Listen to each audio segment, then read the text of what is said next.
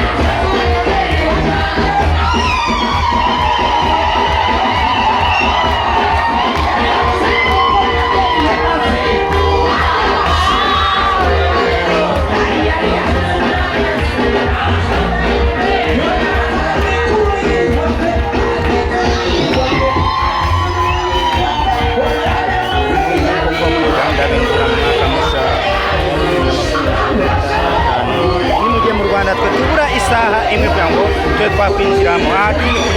New Life Healing Center International Church iherereye na Mugongo Road Mbarwa hamwe Imana. Kuko rero uko umwaka bawinjiyemo barimo baratangira kugasha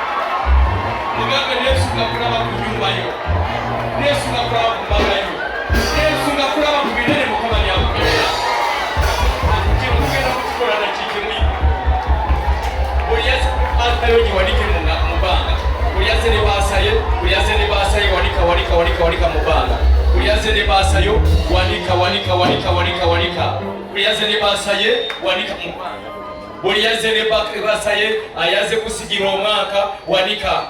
basaye umubanga obekiwe wayo cyo warese icyo mwaka wanika mubanga lete kibo wali wanika tani korangurire ko mwaka gwe tuyingiraho rangira tani kuyogere saba yingira kwe buzibo tande ko kusaba muri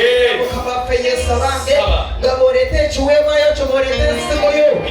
afabyo nabisukira muri Yesu yongera kusigo yo muri kabafe Yesu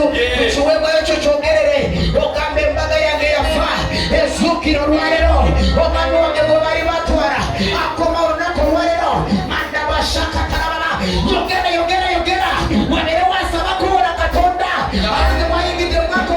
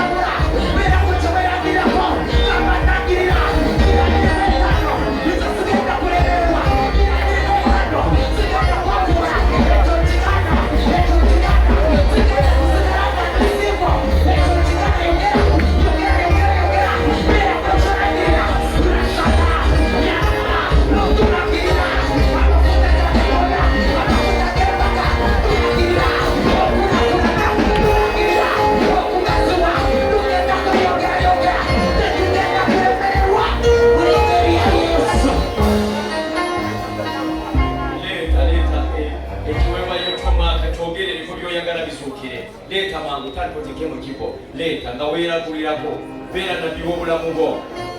yogerera ku mwaka mukama kyagala zookize yogera mu linnya lya Yesu Kristo Nazaaleesi yogera mu linnya lya Yesu amazima g'enjiri ebintu bizuukira ebintu bizuukira mu linnya lya Yesu Kristo Nazaaleesi ebintu bizuukira Katonda azuukiza ebibyo byonna Katonda azuukiza ebyafa mu linnya lya Yesu Kristo Nazaaleesi katimba luyimba lukagaba waali Genda okufuna ebirungi